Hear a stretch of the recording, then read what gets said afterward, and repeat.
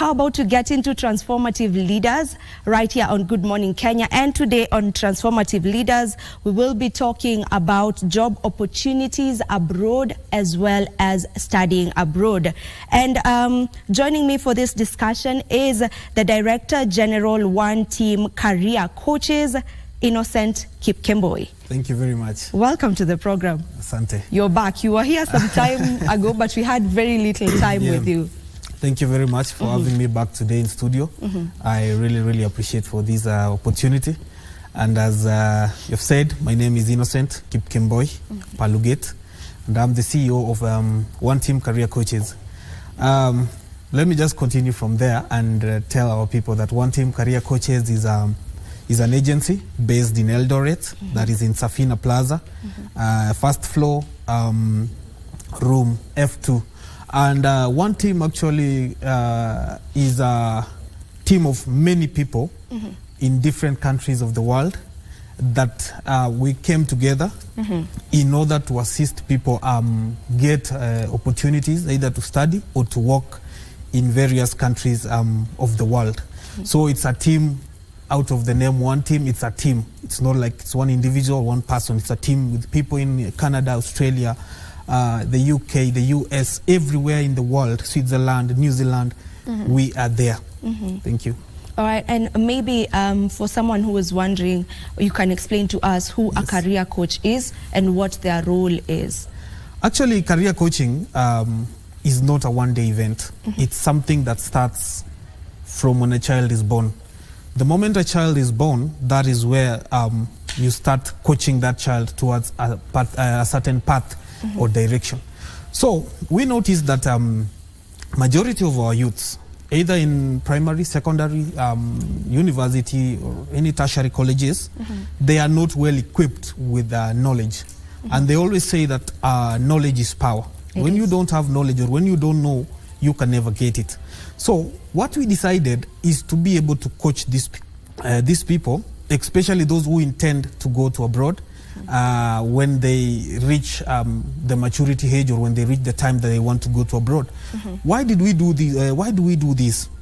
One, it's because many people don't know what are the job opportunities that are available there. What are the career paths that they should take in order to settle down there? Because the education system in Kenya is not similar to the education system outside the country. In the UK, for example, in America, in Canada, it's different. You have to understand that what are the paths or what are the career paths that you need to approach or to take if you intend to travel abroad. So it starts from way back in primary schools, in secondary schools and in universities. So that is where we put our energy more, to teach these people that if you want to go to abroad one day, to go either work or study, there are courses that are specifically tailored that will ensure that when you're there, you get to work as fast as possible and you get the best of earnings. For example, courses related to medicine or medical courses or nursing, those are very lucrative courses. Either if you do it here or if you do it there, they are very lucrative. The courses to do with IT is very serious in abroad because the world is transforming towards a world of online or digital world. The digital transformation is very fast and it keeps on increasing programming and languages related to Java. For those people who have done IT, they will understand. And when you are an IT guy, either in Kenya and you want to go abroad, I'm assuring you that if you are doing IT now, or you want to go and do IT outside the country, there is a chance that you will get the best job offers than any other course. For example, even engineering, because engineering, many of the things that are related now to engineering and such courses are much more automated. Many things are much more automated in such a way that whenever they have installed, for example, the electric system here, it's fully automated to a point whereby if there is a fault, it just reports directly to the directors or to the bosses. So there is no more people who will be needed to monitor these things. But IT, it needs the mind. For example, nursing, it needs the person talking to the person. You cannot use a robot to treat someone. It has to be people. So we coach people from way back in primary schools and coach them even now. When you come to our offices, we will be able to coach you. You will tell us, I've done this and this. We will tell you, okay, let's go to this particular country. And when you reach there, do this particular course. Yeah. It will assist you. There are some courses that we need to give people to go, just to go. Yeah. You know, someone just wants to go outside and maybe look for other opportunities.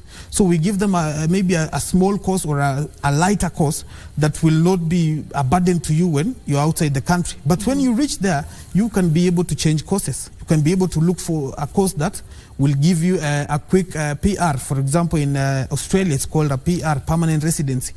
The country of Australia is basically giving people a PR based on their skills. It is not based in the number of years or the days you have lived in a country. For example, in the UK. Is that so in Australia? Yeah, for example, dependent on the number of years you've stayed in the UK, if you stay for 5 years in the UK, you'll be given a permanent residency. If you finish a 7-year period, you will be given what we call a citizenship. There's a difference between a permanent resident and a citizen. So in the UK, it's like Kenya, it's based in the number of years you naturalize into a country. But in Australia, it's different because at many times it's skill-based. If they are interested with you, for example, teachers, for example, nurses. Actually, teaching is one of the best courses outside the country. If you go to Australia and you're a teacher, there are no more teachers. I don't know what happened, but there are no more teachers. It's like when you are a child of a teacher in this country, way back in the 90s, my mother was a teacher, so I was really well respected. I remember I wore my first shoe when I was in primary. It used to shock many people that, how comes you have a shoe? Because I was my mother was a teacher. So back outside the country, teachers are still, the demand for teachers is very high. And if you're a teacher either in secondary or primary, you better find your way outside. I have friends of mine in this country who have resigned, who are in the TSC.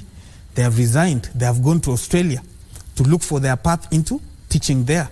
Because immediately you go there, you will be given a permanent residency as far as you find your way there. On the issue of job opportunities, one, the first world, we are in the, third world or second, probably third world.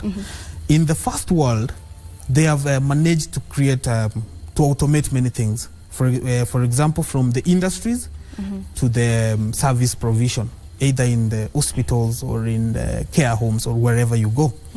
So these guys, they have one funny thing. The demand for people who want to go outside is higher than the opportunities or the job opportunities found abroad. For example, we cannot have 100,000 jobs in abroad at once. So what do?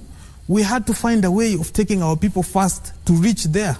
And that is why we had to use the means of education. The means of education is a mass means. It means we can take even 1 million people outside, either to Canada, either to Australia. Why do these people want you to come through education? They are selling education. It's like the way we sell coffee, the way we sell tea, the way we sell our products, whatever we produce as a country. So for them, they have developed high-end, high-tech universities that assist them, that they are selling now. They are selling knowledge, they are selling education. So they'll tell you, we have opportunities, yes, we have jobs and all that. But now you must buy what we are selling. And when you ask them, what are you selling? They'll tell you, we are selling education. You tell them, so if I come through education, I'll be able to work and you'll be able to give me a job. And that is the exact thing what we are doing. Because whenever we get job opportunities, they are very little. They just come and they have already gone. But now education, it's able to take all of us. And they are guaranteeing us that whenever we go there through education, for example, in Australia, you will you will go to school for 2 days in a week. And then you are given around 48 hours per fortnight. Fortnight is like around 2 weeks. Yeah. So you have the 48 hours to work, including the weekends, which they pay like double. And then you have only 2 days to go to school. There is no such deal that you can ever get in this country. In fact, now many people the children are finishing Form 4, they're asking, can we get diploma courses in Canada, Australia to take our kids? And we are telling them that yes, we have good diploma courses from the lowest in business courses to nursing and the IT and other courses. And they are much more affordable. if you are to take your child to university in Kenya, you will notice that the cost, you'll have first of all to give that child an upkeep. You'll have to buy them clothes, you'll have to pay rent, you'll have to pay school fees, you'll have to pay so many things. But if a child goes to study in abroad, they'll be giving you money instead of you funding their lifestyle in a university in Kenya. Who will be giving you money? In fact, the student now will work. Giving their parents yes, money. the student will work and they'll be giving the parents paid to study. I was, where? So you only pay fees and then you work and then you study and work. So immediately the parent is relieved of all the burden. The child will no longer be asking you for rent or anything. Okay, in fact, I now want to take you back to, if you'll allow me, I want to take you back to where you said you have friends who resigned as teachers to go, work in these other countries, like Australia and so on. Does it mean that our papers from Kenya can guarantee you work over there, or do you have to first get into a school there before you begin to work? Thank you so much for that question. Actually, our Kenyan papers is very different. Our education system and the education system of the world is quite different. Every country has a different form of education system. And one thing that I want to tell our people is that when you are abroad or when you are in abroad, what sells there is not your papers, it's your skills. If you say I know how to teach, or if you say I am a teacher, you'll know nobody even will ask you for your papers. They'll ask that one later. They'll ask you, are you sure you can teach? Yes, you'll say yes. They'll give you a demo. They'll take you to a classroom. And then they'll put cameras there and then they'll see what you are doing. And if they are convinced, they'll hire you immediately. Sometimes they may even hire you without asking for your papers. I remember I've worked abroad myself, and I worked for so many companies. And as many times, they were skill-based. They could ask me for skills. I could say I can do this, and then they give me a demo. Let's say if you say you can install CCTV cameras, for example, then they'll put their transmitter, they'll put there the cameras, they'll put there the wires, and then they'll tell you, oh, you said you can do it? Sure as. If you are able to do it, they'll hire you. So majority of even our children in university, they focus more on paper studies, learning through reading notes and all that. I was telling people when I was in somewhere else, I told them that if you are in a university or a technical college or anywhere, as much as you go and study in the class, the theory part, focus more on the practical part. The practical is the most important part of it. If you are doing an engineering course, look for someone, a mentor, who is an engineer. Be working with them around when they are doing their work. Learn, be a spanner boy, give them the wires, give them wherever. Because that is what will sell more when you are outside than the theory. They won't mind about the theory or how you know things and how you can explain things. They want to know how you can do things with your own hands. Yes. When we all find our way outside the country, what do we leave of this country? I mean, the brain drain will be real. If we are asking doctors to resign and go abroad, we're asking teachers to resign and go abroad. What are we doing to our country then? Actually, we are doing no harm, according to me. Are you sure? Because the population in Kenya is very high. We have we have so many skilled laborers. We have so many graduates every year, every month. From this month going forward now, especially towards the end of the year, we will be having graduations in every university. That means we have highly skilled and educated people who don't have jobs. So by the time in Africa you say we have been brain drained, maybe it may take another 100 years, because we are so hardworking. We go to school, we want to pursue courses, we want to do masters, we want to do degrees and PhDs. That's why even our current president is a PhD holder, is a doctor. It's amazing because there is no any other president in the whole world who is a doctor. Probably this is the only one. Is that it tells true? you. It tells you. I don't have my facts on that, so I won't agree or it tells you. disagree. It tells you that we have people who love learning. We like going to school. We like pursuing knowledge. So our population, in terms of knowledge and skills versus being brain drained, it cannot happen anytime soon. So let's allow our people to go make money, and then there are others who will remain. Of course, we have others who are joining now the technical colleges, KMTC, and all other places that offer knowledge-based training. So back to our discussion, for example, in our organization. Let's say you come in and you tell me like I want to go to Canada, I want to go to Australia, I'll remind our people that education is the easiest path, the safest and the easiest path, that we are using it to take masses, to take as many people as possible. So if you come in, we will be able, first of all, to listen to you and to hear your side of the story, because there is the cost and there is the life outside. You know, many people experience culture shock when they go abroad. I remember there was a time I landed in Amsterdam, and literally I was shaking so much that the airport guys noticed, because I was biting my mouth thoroughly. I didn't know. So we counsel you in terms of, first, the careers available, what it takes to get those careers, or the cost, the timelines, and then above all, how life is in abroad. Because if you go without knowledge, you might end up failing. In Canada, it's different. In Australia, it's different. In the America, it's different. In Middle East, it's different. You have to learn the nature and the culture of how to survive in these different countries. So each time that you go in there, each time when you come to our place, our offices, we will be able to guide you, so that at the end of the day, you have known what is the cost of living there, what is the cost of housing, what is the cost of life, and how you will start and get jobs immediately. Because we don't give people, we don't give you house and just say you just go. First of all, we go ahead. We have to identify what are the industries within your surrounding, what are the job opportunities, in such a way that if I'm telling you that I'll take you to Melbourne, already I know of specific countries, even job agencies that will be able to give you an opportunity. So by the time I'm seeing you off at the airport, I'll be able to tell you, when you arrive there, look for this and this and this, find this someone, there is this company, there is this industry, so that you don't go and stay for long without working. Immediately you get the papers of that country, the KRA of their country, and the good conduct of that country, you can start the job immediately. So that is how we guide our people from the time they come into the office to the time they fly outside the country. And it never ends. We keep on keeping on and following you up until we make sure that you settle and you successfully blend to the society and the community there. All right. On that note, we do take a short break, but don't go far. We'll be back with this discussion.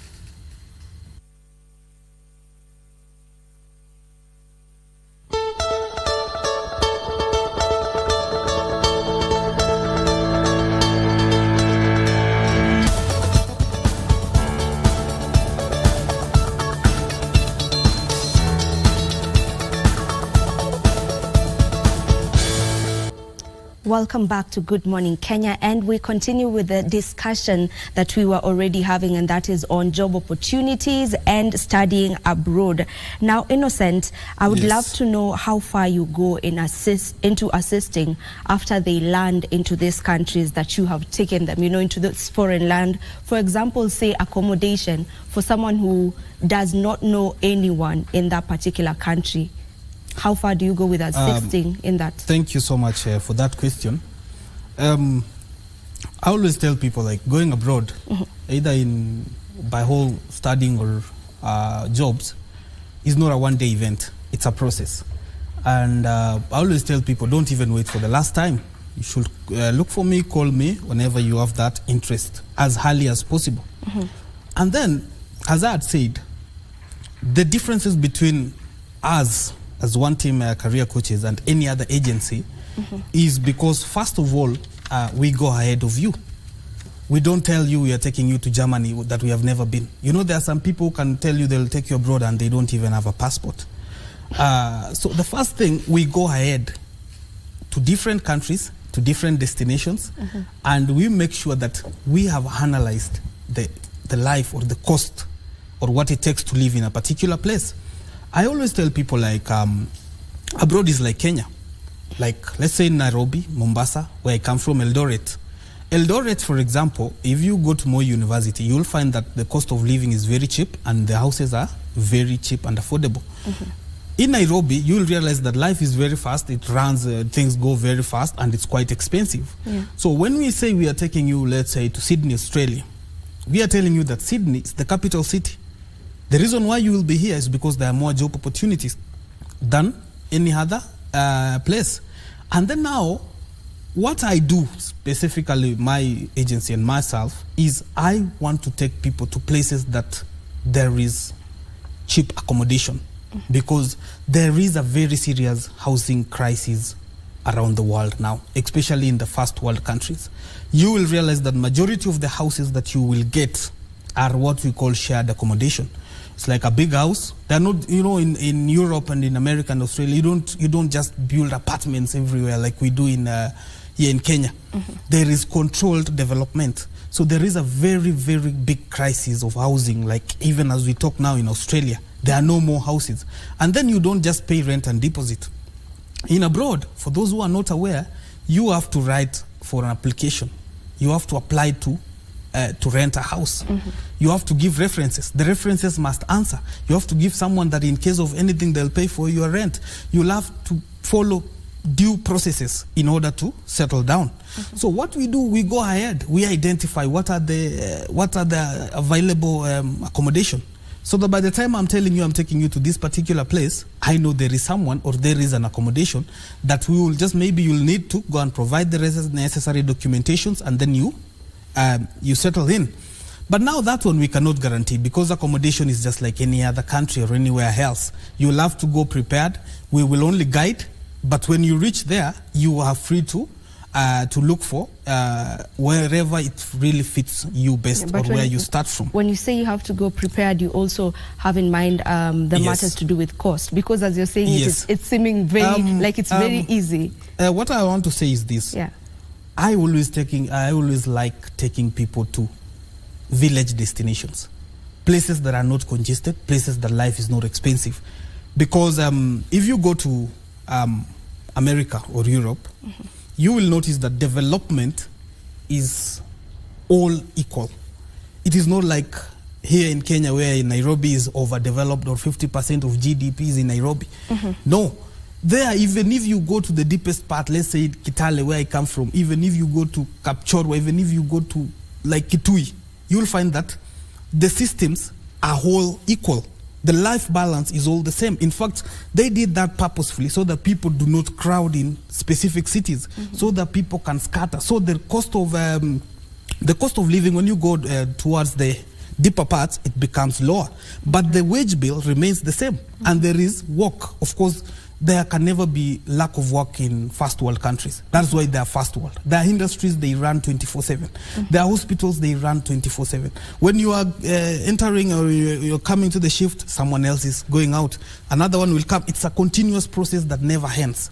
And that is why they have really managed to develop themselves to levels that it guarantees us, or people like us from poor countries, immediate job. Because you're paid per hour. Actually, when we say per hour, for example, in Australia, you're paid, let's say, 30 AUD per hour. If you calculate that, you will realize that you are earning a lot of money than even a member of parliament here. Let's say if you are working full time. So why are people going? And majority of these people, they'll not tell you, because this is their secret. Where there's money, people don't shout. That's why banks don't have loud music. The people in these countries, they are very silent. They are making their money and they'll never tell you. So when we are taking you, we will be able to tell you that this is the destination, this is the accommodation, availability of accommodation is this way, the cost of living is this way, and the people surrounding you is this way, and even Kenyans who are there are this and this and this. You can go and you interact and get that community, because life in abroad can be really lonely. So that is the difference between us and any other agency. We want to walk you through the journey. We want to go with you beyond just the airport. That is what makes the difference between us and anywhere else. Okay, so for someone who's listening into this discussion, and you say the easiest way to go is through education, but they don't want to go through that route, of education. They want to go and start learning. Maybe which countries recognize the Kenyan degrees and masters? I know that you've said mainly it's skill-based, but you can't tell me as a nurse, it's skill-based. You need to have the papers. So which countries recognize the Kenyan degrees, the Kenyan masters and PhDs? Actually, the systems in Kenya, they know that education in Kenya is very, very difficult. because you have to study some courses all through, even the ones that may not help you. For example, I don't want to talk about any course, but there are some courses that you, that's why there were some people who say when they go abroad, the first thing they do, they ask mwalimu wa maths some questions. I don't know why. But I'm not saying maths is not a good course or maths is a difficult course. And I love mathematics. Yeah. And generally the courses offered versus abroad, it's almost, in fact, I'll say the Kenyan courses are much more higher. If you hire a Kenyan and you're in abroad, you'll notice that Kenyans are very much sharp and they understand things better. So what we are telling people is that your degree and your certificate and your master's is well recognized. The only thing you need to Would you mention the countries? Like Canada, like Australia, like America, like New Zealand. I have people already working in New Zealand, Switzerland, and their papers have already been accepted and they have been given job opportunities. In fact, now there's a difference between jobs in abroad. There are professional jobs, and then there are jobs that you startup jobs, for example, in the warehousing and care jobs. These are jobs that are not professional, but they pay equally. All jobs in abroad, even gardeners, they get paid equally because they have set a specific wage bill that even if you're a gardener, you must be paid that amount of money per month. Even if you're a house girl or a maid, that is the amount of money that you must be paid, and it has been set by the government. So immediately you settle down, you'll be able to use your papers to navigate. But make sure you get professional registrations. If you are an engineer, make sure you have registered and you are in the engineering board list as an engineer. If you are a nurse, make sure you are an RN, as a registered nurse. Make sure you have the registration. You've been registered in Kenya as a nurse, because immediately you learn that they'll ask you for a license. Even if you're going for education and you want to start working as a nurse, they'll ask you for the RN or the registration. Are you registered? Are you a registered nurse in your country? So these are the things that we coach our people. We tell them, oh, you want to go this way, you want to go on skills. Sometimes there are some people that, let's say there are no jobs now, and then someone is a nurse and they want to go work for a nurse. They sometimes tell me, can I get a certificate course for nursing or certificate course for something else? And then when they reach there, they will abandon whatever they were doing, or they'll go slow or defer courses and then go to work full time. Before I forget, currently we, as I had told you, we have a confusion here in Kenya, whereby parents don't know whether they should take the kids to universities here or universities outside the country, because the cost is almost the same. So what I wanted to tell our people is that we have very affordable colleges and universities in Canada and in Australia and in the UK. With as little as, for a business course in a diploma or an advanced diploma, with as little as 350,000 to 450,000, you'll be able to get a school. And we must take advantage of these schools. That's for a school year? Yeah, 350? That is 350,000 Kenyan shillings to 450 if you are doing IT, to 600 if you are doing nursing. For the entire year? That's what we call deposit, 60% deposit. And then immediately when you go there, you will be able to work and pay the remaining 40% in less than, I'm guaranteeing you that if you work, you in less than 3-4 months, you'll have paid off your entire fee for that semester or for that period of study. So all you need is the 60%. So you need 60% deposit of school fees. Okay. Which is at many times from diploma courses, it's around 350,000. So instead of you taking your child to university here, take your child to university in Canada or in Australia. And I've given you the cost, the rough estimate of the cost. So for those who want to go to universities, for example, for degrees, I will assist people. I'll assist you get a school for around a deposit of around 900,000, 850 to 900,000 if you are going for a master's or a degree. So what we do is that we place people to the cheapest campuses, to the most affordable universities. And why do we do that? It's because we understand the cost of living. The Kenya now is very difficult, as they say, mambo haisongi. But we make sure that we give you the best and the most affordable courses in terms of diploma, degree, and masters, and even PhD for those who want to go to do research courses. So be guaranteed that you will get a school for diploma with around 350,000. That is deposit, and then now the cost of just the cost of the remaining cost, the flight, the accommodation, it's manageable. The lion part, or what I always call the elephant, is always the school deposit. Okay. That one is always the elephant. The moment you have tackled that one, the remaining can be now manageable. Okay, as we wind up with this conversation, this is one sector, and when I say this, I mean the agencies and companies that are responsible for taking people outside the country, maybe for work or school. It is one sector that is full of scammers. We have to just agree, you know. It is full of scammers. We saw, I mean, so many people get duped, you know, just from telling them, you know, we'll take your kid, I don't know where, or don't know where. We've seen that even in the case that was just very recent at Uasin Gishu. So just, are there regulations for this? And how do we know that yours is legit? Are there regulations, like for someone who's seated at home and would love to go through that path?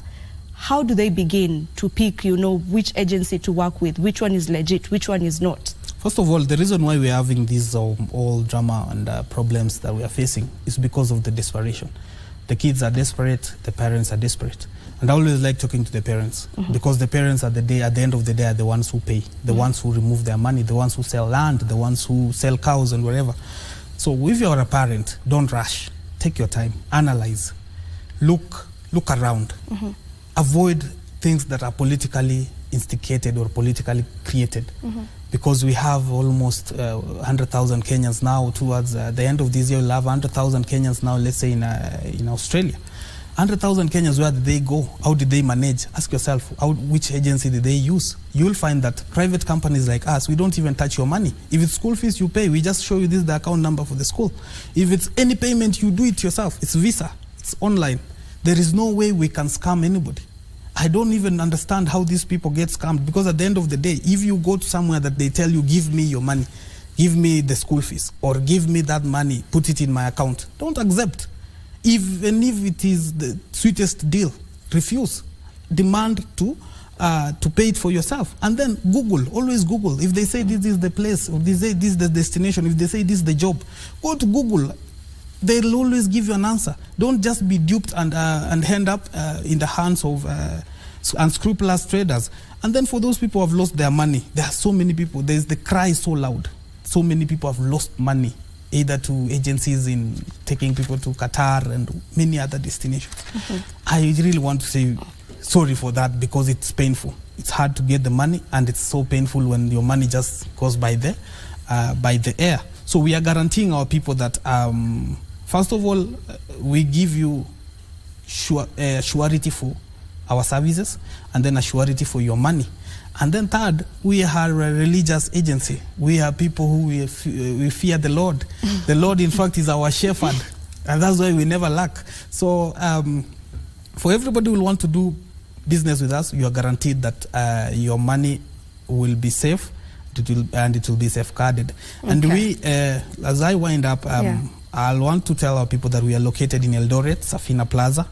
That is F2, the first floor.